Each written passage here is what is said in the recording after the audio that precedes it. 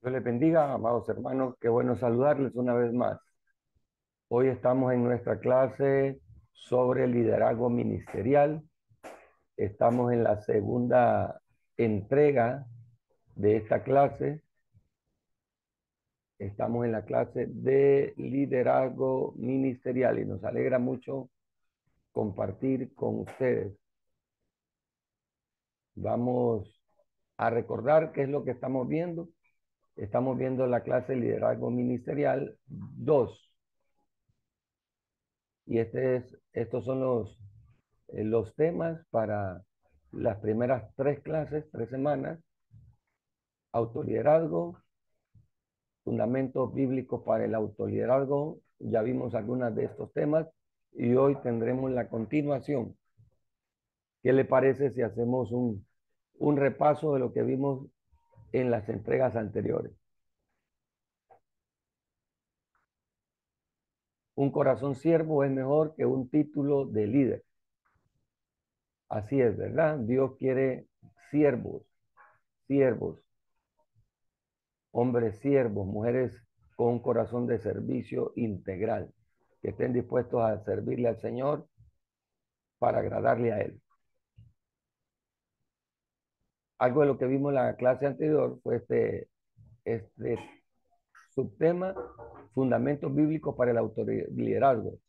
Y recordamos que el concepto de autoliderazgo lo podemos entender con otro sinónimo, el cual es templanza. Y recordemos que la templanza, también llamada dominio propio, es una manifestación del fruto del Espíritu.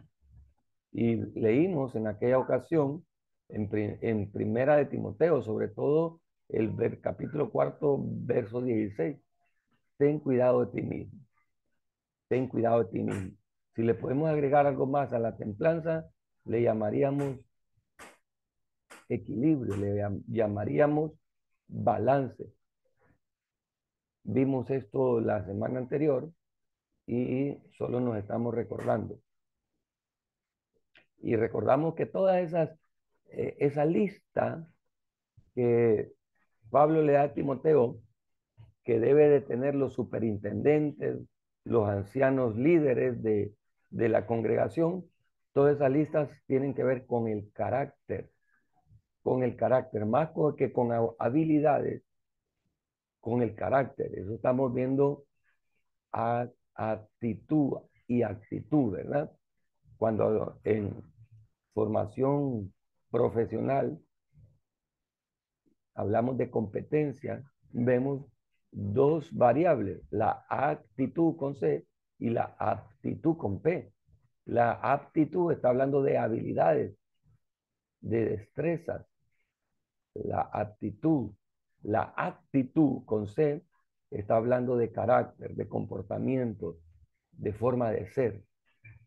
Y las recomendaciones o las características que Pablo pide para un ministro de Dios tienen que ver más con carácter, o sea, con actitud. Ya vimos todo esto. Vimos el pasaje de 2 Corintios 3:18. Dice: por tanto, nosotros todos, mirando a cara descubierta, como un espejo, la gloria del Señor, somos transformados de gloria en gloria. Entonces, recordamos eso de cara a cara descubierta como un espejo. Y vimos este ejemplo, ¿verdad? De la fuente de bronce, que cuando el sacerdote entraba al lugar santo, en la puerta del lugar santo estaba este mueble, este utensilio llamado la fuente de bronce, que estaba con agua. El sacerdote tenía que lavarse en ella. Y como era de bronce, la silueta de él se le reflejaba. Eso da un símbolo que para vernos a cara descubierta debemos de ver a través de la palabra. La fuente de bronce es una aplicación que se le da sobre la palabra. Vernos a cara descubierta es vernos a través de la palabra. Y solo cuando nos vemos a través de la palabra, nosotros seremos transformados. No podemos ser transformados por nosotros mismos, por nuestros medios, sino por la palabra y por la guía del Espíritu Santo. Estamos viendo este proceso de transformación. Lo vimos la semana anterior en la clase que vimos sobre este tema. Hoy lo estamos recordando. Hoy vimos estas tres eh, aristas para poder tener una buena transformación, contexto de comunidad, autenticidad y enfocándonos en Dios. También vimos el tema sobre valores y virtudes, ¿verdad? Vimos una diferencia entre valores y virtudes. ¿Cuál es esa diferencia? Valores habla de forma colectiva y virtudes habla de forma individual.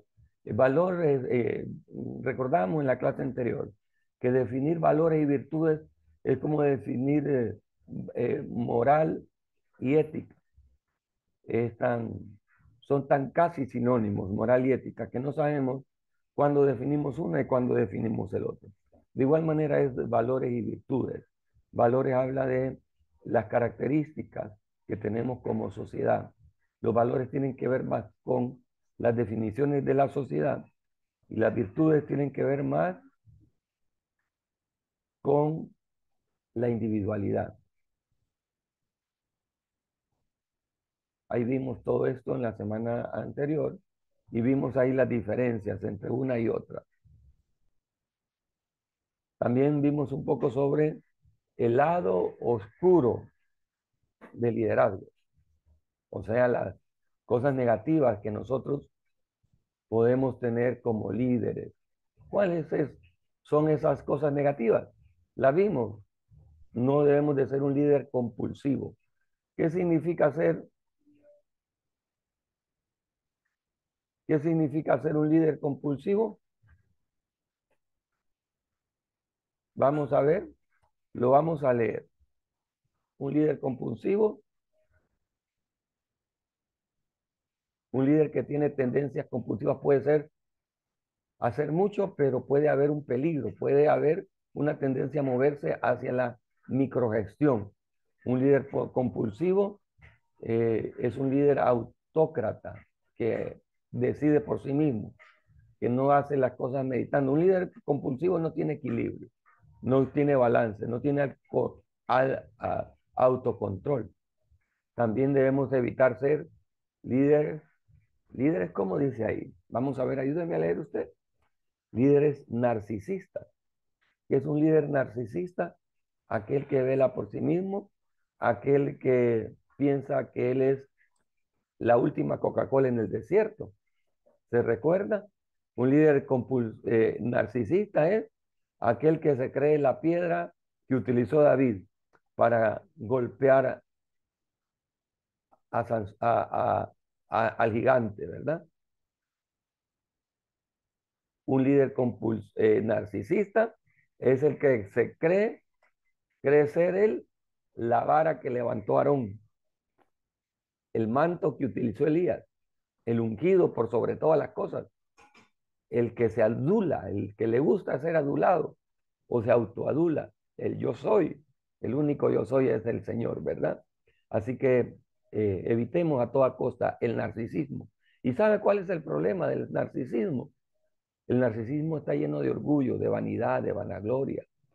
Cuidemos nuestro corazón para que podamos ser libres del narcisismo. Es el lado oscuro del líder narcisista. Este es el líder que se enfoca en sí mismo como una especie de figura central en todo lo que toca como líder. Nuestros modelos actuales de liderazgo ministerial, una línea muy sucia, muy mala de nuestro liderazgo ministerial, nos está llevando a eso, al líder narcisista, el líder que abarca las cámaras, el líder que quiere ser el ojo, el centro de atención. Un cantante muy famoso, Marco Vidal, le recomiendo este canto, búsquelo, ya sea detenga un momento la presentación y vaya a alguna de las plataformas y busque no es Marco Vidal, es otro cantante, aquel canto que dice llegar arriba, alcanzar que te mire la gente. Lo vamos a ver más adelante, provocar el aplauso de todos. Ser primero en la, ¿cómo dice? Ser primero, ¿a dónde? En la fila tal vez. Cambiar el mundo. Quizás con un nuevo mensaje que transforme los corazones. Ser el centro de toda atracción. Vamos a buscarlo. ¿Qué tal y lo buscamos? Eh, y vamos a ver a ese líder narcisista y lo vamos a representar en ese canto.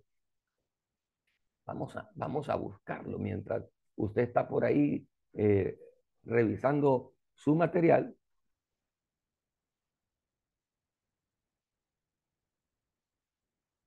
Vamos a buscarlo.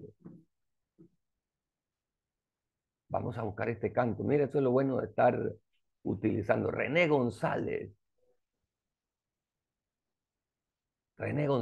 canta este canto. Ya se lo voy a presentar. Se lo voy a presentar ahorita para que podamos ver el canto de René González. Se lo voy a presentar. Vamos a ver, ojalá usted lo pueda ver. Mire cómo dice. Llegar arriba. Esto es lo que está promoviendo el nuevo liderazgo cristiano, el empoderamiento del ser, el empoderamiento de la persona. Mire, vamos a ver un poco lo que dice el canto. Yo cuando era recién convertido, en mis primeros pasos ministeriales, este canto me gustaba mucho en mi fe. Vamos a ver un poquito, ojalá usted lo pueda apreciar. Oiga, qué tremendo. Llegar arriba, alcanzar tarde o temprano en su liderazgo provocará eso. Su ministerio provocará eso. De todos, ser primero en las filas tal vez, cambiar al mundo, quizás con un nuevo mensaje que trastorne los corazones, ser el centro de toda atracción, tener todo en la vida es parte del plan, ser amado y querido, respetado en verdad, todo es bueno en justa medida y razón. Miremos atrás, donde todo empezó, lo que éramos antes, lo que somos hoy. ¿Por qué insistir en quitarle la gloria al Señor? Quiero que usted escuche ese canto y pueda... ¿De qué te vale alcanzar lo que quiera que te aplauda la gente si detrás del telón nuevo liderazgo ministerial sigue sentado el dador de la vida, esperando que un día le presten atención? Lo que tenemos lo tenemos por gracia, por su misericordia, por su inmenso amor. Y en el momento de abrirse la cortina, si alguno te admira, que vean la imagen de Dios. Que Dios pueda ministrar nuestro corazón, amado hermano, consiervo de Dios, para que ese momento cuando Dios lo esté ensalzando, usted pueda agachar el rostro y darle a Él la gloria. El empoderamiento ministerial del siglo XXI lo que está buscando es que nosotros nos volvamos narcisistas, que queramos captar la atención, que sea nuestro nombre mencionado y no el nombre del Señor. Tenemos que tener mucho cuidado con este nuevo modelo de liderazgo, de empoderamiento personal. Que Dios nos ayude, que Dios nos sostenga. Este diplomado en ministerio pastoral pretende entregar las herramientas necesarias para que usted Señor, perdona si el aplauso o cualquier pero que comentario nunca le quite la gloria al Señor. me hayan movido a llevarme la gloria, mi Dios. Te doy las gracias por tu amor y tu Convierta en misericordia. realidad este canto. Me despojo de Conviértalo. toda grandeza, mi corona yo pongo a tus pies.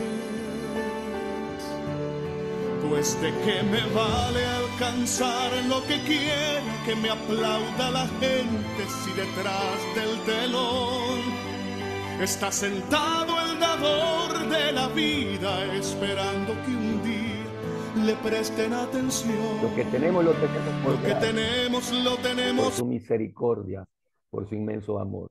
Mira, amado hermano, qué tremendo.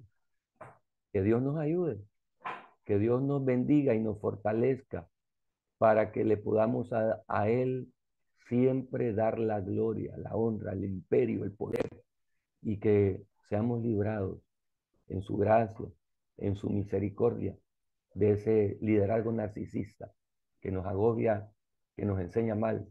Continuamos. Esto lo vimos en la clase anterior, pero era demasiado importante para dejarlo ahí. Líder paranoico. ¿Sabe quién fue un líder paranoico? Fue Saúl. Saúl fue un líder paranoico. Si usted revisa la vida de Saúl, encontrará, encontrará que Saúl siempre andaba buscando que no le hicieran, buscando enemigos en las sombras. Un líder paranoico busca enemigos en las sombras. Tenga usted mucho cuidado. No, yo sé que muchos de los que escucharán esta clase han sido traicionados y la traición nos vuelve paranoicos. Tal vez usted ya no va a confiar en la persona que le traicionó, porque es difícil volver a confiar en un consiervo que nos haya traicionado. Pero eso no significa que usted va a dejar de confiar en todas las personas. Sí, siempre hay que tener cuidado, ¿verdad? No hay que irnos como borregos, siempre, confiando, siempre. Hay que confiar en Dios. Y confiar en Dios significa saber que Dios tiene el control aún de las cosas malas que nos quieran hacer. Un líder codependiente es un líder que nunca toma decisiones, que siempre espera que otros tomen el liderazgo. Un líder pasivo-agresivo es aquel que no afronta los problemas, que los congela, que evade los problemas. No debemos evadir los problemas. Pues esto fue lo que vimos la semana anterior. Esta fue la semana anterior y hoy veremos algunas etapas del liderazgo. Etapas del liderazgo. Entonces vamos a ver algunas de etapas del liderazgo. Fundaciones soberanas. ¿Qué significa en las etapas del liderazgo las fundaciones soberanas? Que Dios tiene el control, que Él es el que nos llama en la edad que quiere, cuando Él quiere. Imagínense que Dios llamó al liderazgo a personas como Jeremías, cuando Jeremías era un muchacho. Dios llamó a Jeremías cuando era un muchacho. Dios llamó al liderazgo a Josías. Hace unos pocos días estuvimos en la iglesia predicando sobre Josías. ¿Sabe usted cuántos años tenía Josías cuando fue rey? 8 años. Dios llamó a un muchacho a los 8 años. Totalmente niño, ¿verdad? Dios llamó a un profeta, a Ezequiel. Probablemente Ezequiel tenía unos 30 años aproximadamente, cuando Dios lo llamó al ministerio. 30 años, cuando Dios lo llamó. Pero llamó a Moisés cuando tenía 80 años. Igual cantidad de años probablemente tenía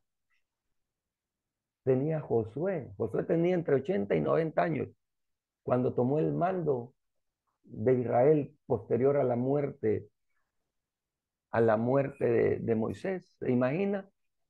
Entonces, las fundaciones soberanas, Dios es el que llama.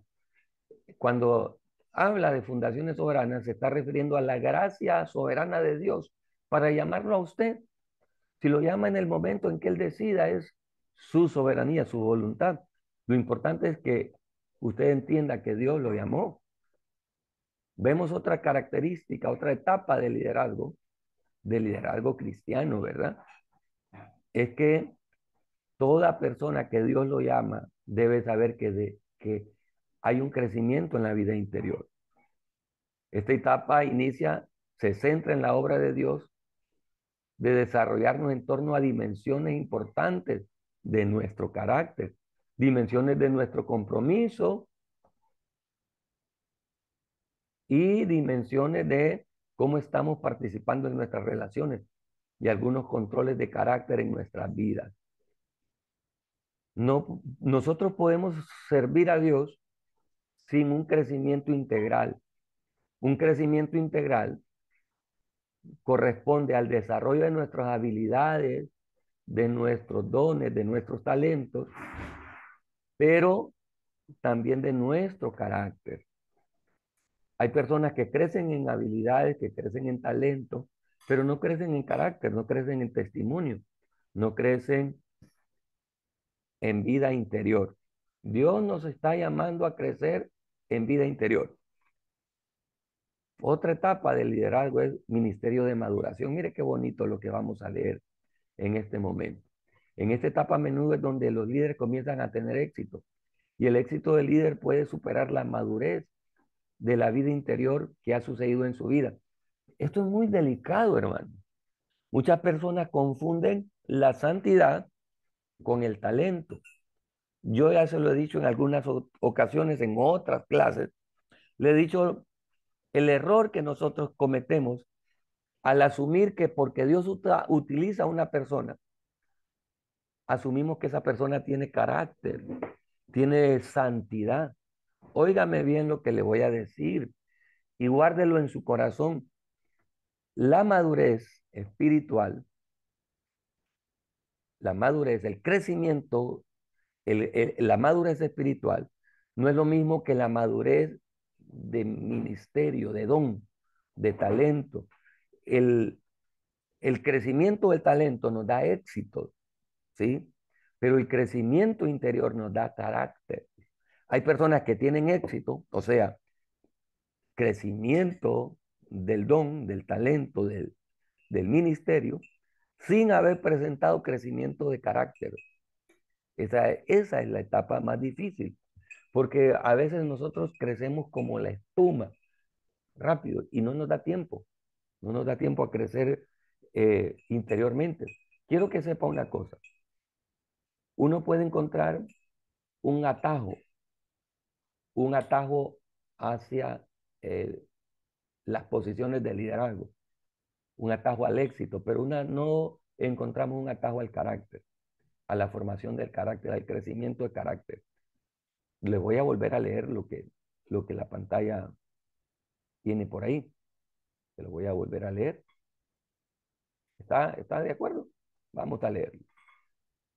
En esta etapa, a menudo es donde los líderes comienzan a tener éxito. Y el éxito del líder puede superar la madurez. Mire bien, el éxito del líder puede superar la madurez de la vida interior. Esto es muy delicado. Esto es muy delicado. El éxito del líder puede superar la madurez de la vida interior. Así que no confundamos éxito con carácter, con santidad. A veces decimos, esa persona es un hombre de Dios, es santo, como Dios lo usa en el púlpito. Puede ser que sea santo, pero en ese momento no lo está usando por su santidad, lo está usando por su don. El don se mide en el púlpito, la santidad se mide abajo del púlpito. ¿Cómo se comporta usted con su esposa? ¿Cómo se comporta usted con sus hijos? ¿Cómo se comporta usted cuando está solo? ¿Cómo se comporta usted si es hombre, con las mujeres de la iglesia? Con los hombres de la iglesia, si es mujer. Y ahora con las debilidades sexuales que hay, ¿verdad? Que se están empoderando como que son correctas. cómo se comporta usted con otro hombre o con otra mujer si es de su mismo género, de su mismo sexo. Nosotros debemos ser íntegros, hombres leales.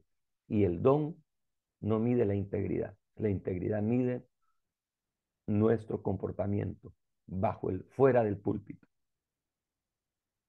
Así que Dios nos ayude, que Dios nos guarde. Maduración de la vida.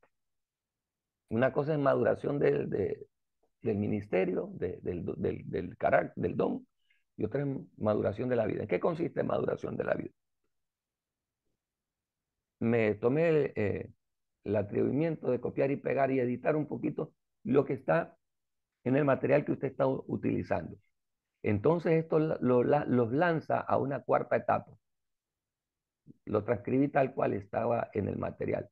En el modelo de emergencia de liderazgo llamado maduración de la vida, esta es una etapa en la que se reconoce que Dios está obrando en la vida del líder para volver a centrar su atención en las dimensiones de crecimiento de la vida interior.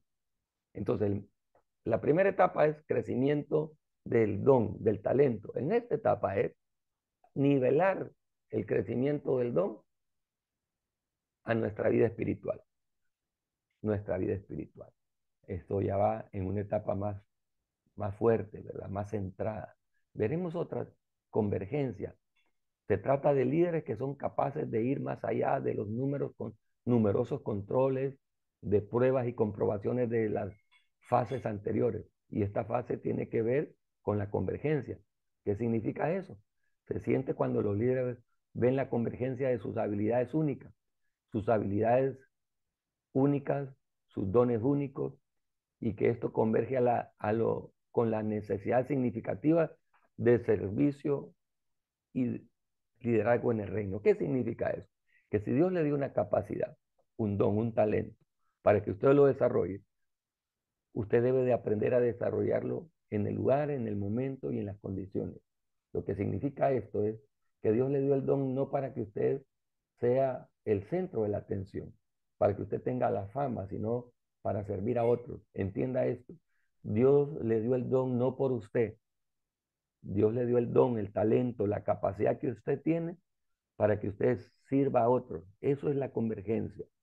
Saber utilizar nuestro don, nuestro talento, nuestro ministerio, nuestro llamado para bendición de la iglesia, para bendición de los perdidos, para proveer en las necesidades ministeriales, espirituales, naturales, físicas y aún económicas de aquellas personas que están a nuestro alrededor.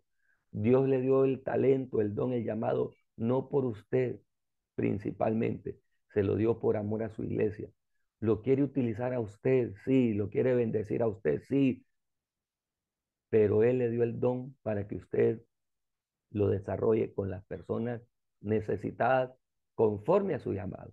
Eso significa que usted debe saber a esta altura de su ministerio para qué lo llamó Dios, para qué lo llamó Dios y utilizar su don para beneficio de la obra, para engrandecimiento de la obra.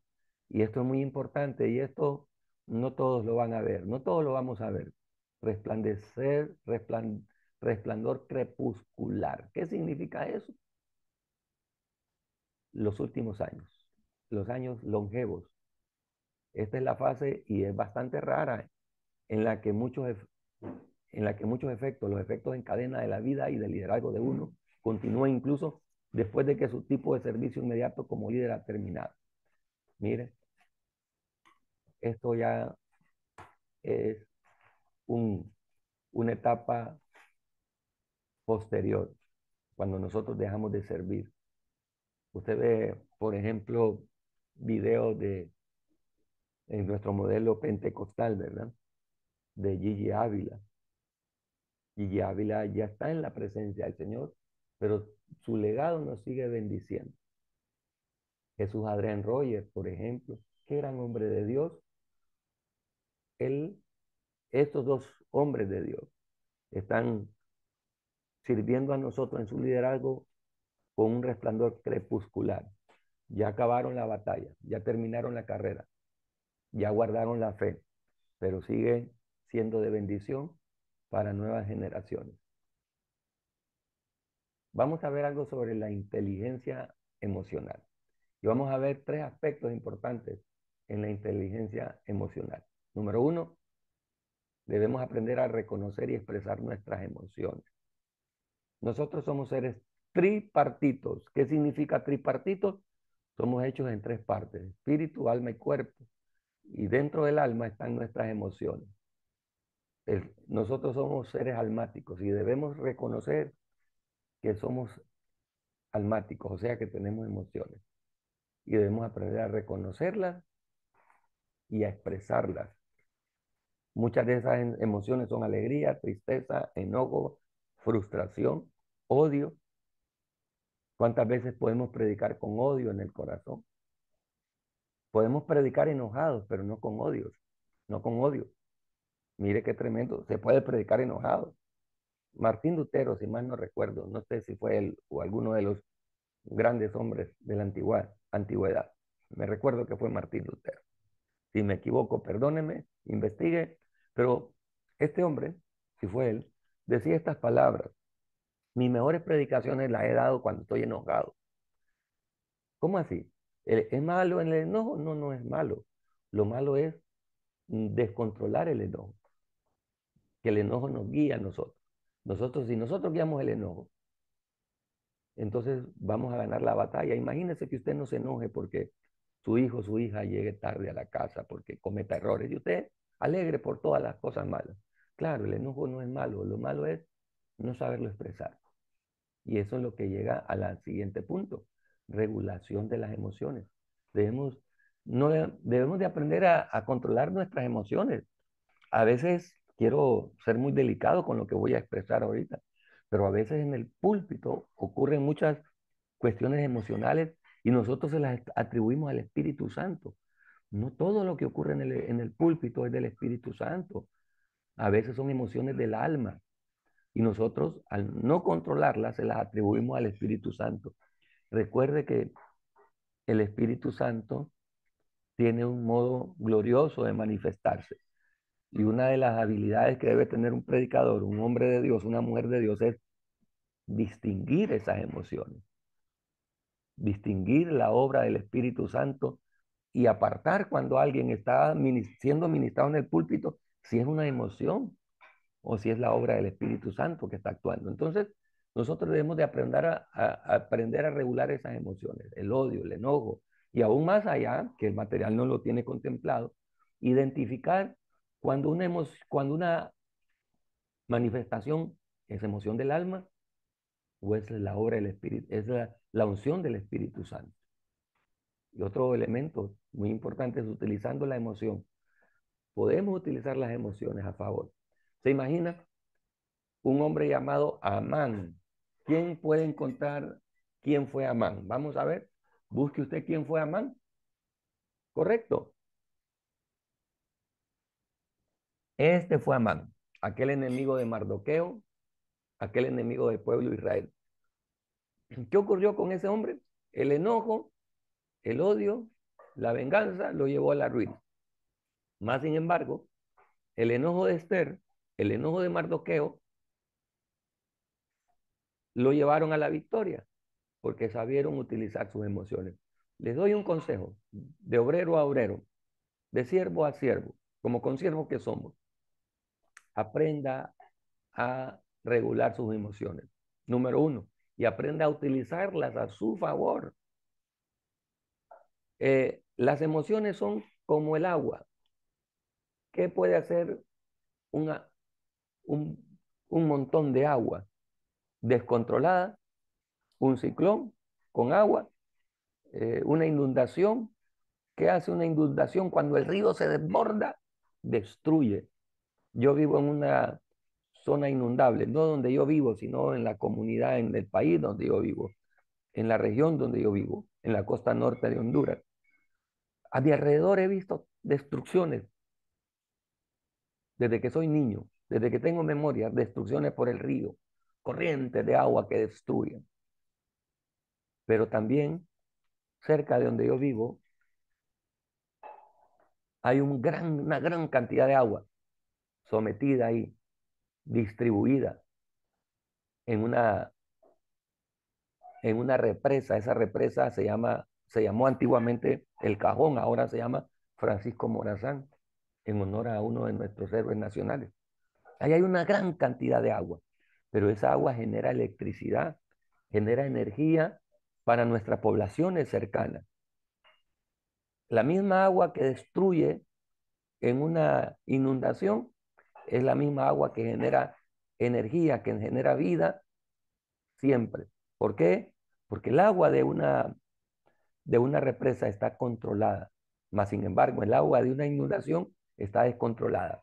Así son las emociones cuando no se saben regular o cuando se utilizan de manera adecuada. ¿Qué es lo que nos va a ayudar a controlar nuestras emociones? Someternos a la palabra de Dios. Sométase a la palabra de Dios y verá cómo las cosas cambian. Algo también importante que nuestro material nos enseña: lea su material, estudie su material, analice su material, sáquele provecho a las cosas que usted cree correctas. Lo que vea ahora en su pantalla, solo lo edité, lo copié y pegué y lo edité para que se viese bien, pero no le quité nada. Y dice ahí, recuerde que es una transcripción de una enseñanza. Bueno, dice el autor, cuando piensa en las dimensiones de la inteligencia emocional y nos menciona a otro coautor, a otro autor de quien él hace referencia, Daniel Goleman destaca dos áreas de competencia personal y competencia social. Esto se remonta a ese lenguaje que escuchamos anteriormente, la idea de la inteligencia interpersonal e inteligencia intrapersonal. ¿Qué es inteligencia interpersonal? Inter es hacia afuera, intra es hacia adentro. Bueno, en las inteligencias múltiples, las ahora 8 inteligencias múltiples, habla una de las inteligencias múltiples, es la inteligencia interpersonal. Cómo tratar con las demás personas efectivamente. Pero hay también una inteligencia intrapersonal que antes no se mencionaba en las inteligencias múltiples, y es cómo tratar con nosotros mismos, cómo ser dueños de nosotros mismos. Ese nivel intrapersonal, la competencia personal, se trata realmente de cómo nos manejamos. Hay 3 dimensiones para manejarnos: la autorregulación, el perdón y la autoconciencia. Luego la autorregulación y finalmente la motivación. Bueno, es muy importante, usted lo tiene en la pantalla para que lo pueda leer y analizar. ¿Cuáles son las fuentes de la inteligencia emocional? Usted véalo ahí en la pantalla, léalo. ¿De dónde viene la inteligencia emocional? Viene con nosotros, está con nosotros y fue desarrollado a través de nuestros genes, nuestro ADN, nuestro ácido desoxirribonucleico. Es lo que nosotros somos, pero que debe de irse desarrollando. Pause si quiere la presentación, léalo, también tiene usted en su, en su material, tal cual lo que está usted leyendo ahora en la diapositiva. Nuestra inteligencia emocional viene parte de lo que nosotros traemos ancestralmente, genéticamente, pero también nuestra inteligencia emocional ahora es con la participación del Espíritu Santo en nosotros. Nuestra inteligencia emocional puede desarrollarse no solamente por lo que traemos de nosotros, sino lo que el Espíritu Santo a través de la palabra ha puesto en nuestra vida.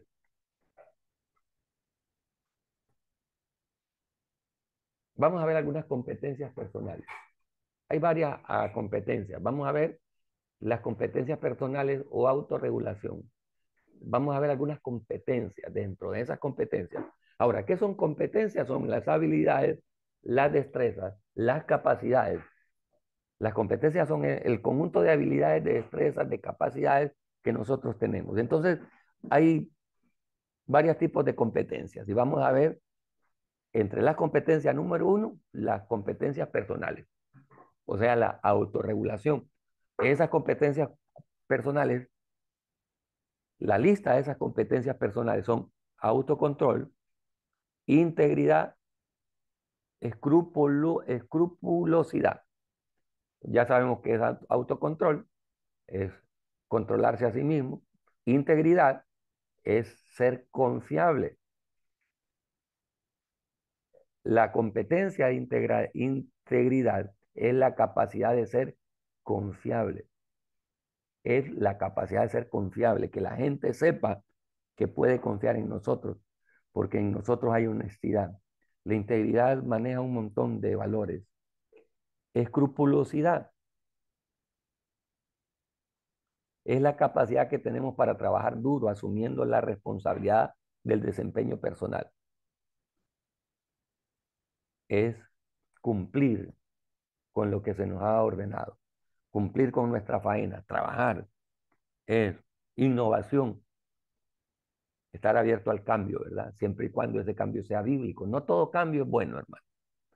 A veces nosotros queremos hacer cambios en la iglesia. Ojo, ojo, debemos de innovar. Innovar en algunos modelos de trabajo, pero no en la doctrina. ¿Entiendes? Si un modelo de trabajo va en contra de la doctrina, esa innovación no es correcta. Todo cambio, toda innovación debe estar sometido a lo que la palabra dice. Si la palabra lo desautoriza, por más bonito que se vea, deséchelo. Adaptabilidad. Por ahí dice los, los máster del marketing, lo único estable es el cambio. Hay que ser flexibles en algunas situaciones, siempre y cuando la palabra de Dios nos lo permita. Hay otras competencias personales, como la motivación. Esas competencias personales que tienen que ver con la motivación, unidad de logros, compromiso, iniciativa, optimismo. Mire, hay que ser optimista, ¿verdad? El sol siempre sale, y siempre, aunque la tormenta esté fuerte, tarde o temprano se detendrá. El diluvio duró 40 días y 40 noches, pero dejó de llover y el sol salió y secó toda la inundación que había. Eso es motivación, eso es optimismo. Pero el optimismo debe ir guiado por Dios, no por nuestros valores humanos, por nuestra iniciativa humana, sino el optimismo en lo que la Biblia dice que va a suceder. Oiga bien, el optimismo debe estar basado en lo que la palabra dice que vendrá para nosotros. Hay otras competencias sociales como ser la empatía. La empatía, recuerde, es ponerse en los zapatos de los demás, tratar de entender a otros, entender a los demás, desarrollar a otros, orientar a otros, aprovechando la diversidad, no la diversidad sexual y vamos a querer aceptar que el hombre, la mujer va a servir a pesar de su vida sexual contraria a la palabra. No se está refiriendo a eso.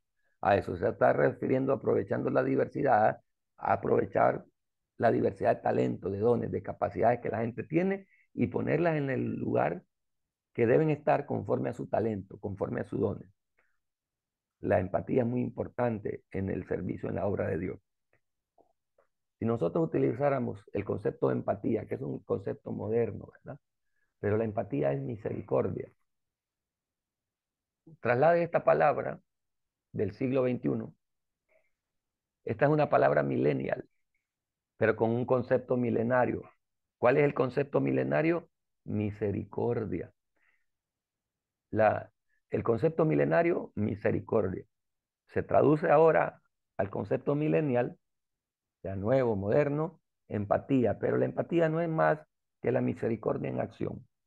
Jesús tuvo misericordia de aquella mujer que fue hallada en el lecho y fue llevada a él para ser apedreada. Y uno de los elementos más importantes de la misericordia, uno de los ejemplos más importantes de la misericordia o la empatía es el buen samaritano.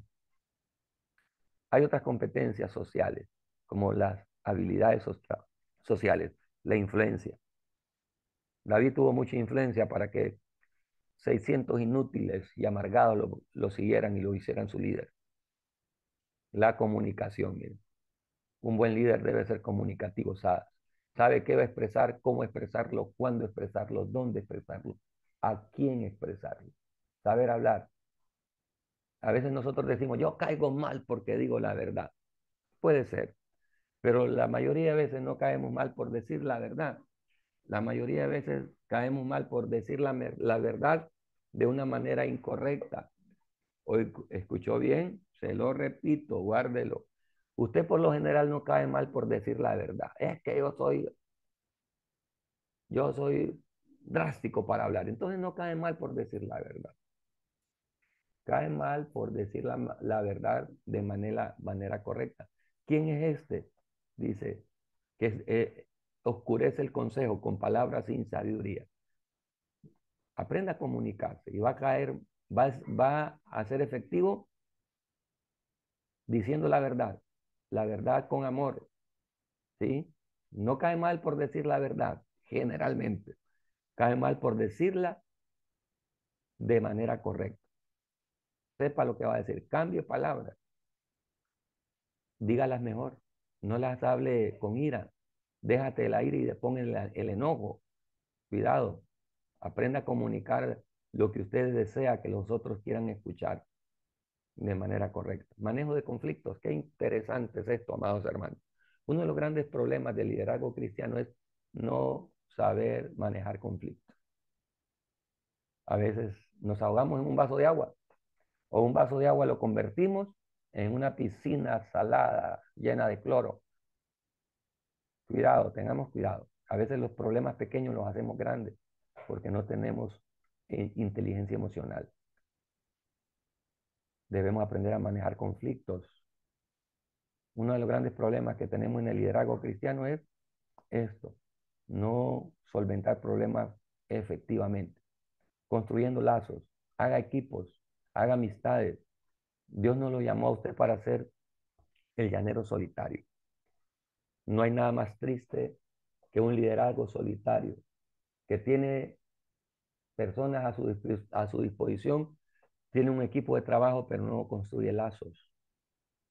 Sepa construir lazos de amistad, de liderazgo, y su ministerio será menos cansado. Hemos estado compartiendo y terminamos ya estos capítulos. La próxima semana volveremos con la continuación del capítulo 6 de esta clase. Dios me les bendiga. Fue un placer haber compartido con ustedes. Estudie los bosquejos, después estudie el material. Haga las tareas, que es muy importante. Súbalas, súbalas a la plataforma. Ya nos queda poco. Vamos avanzando en este diplomado de Ministerio Pastoral. En nombre de MEC, me despido. Dios me les bendiga y será hasta la próxima.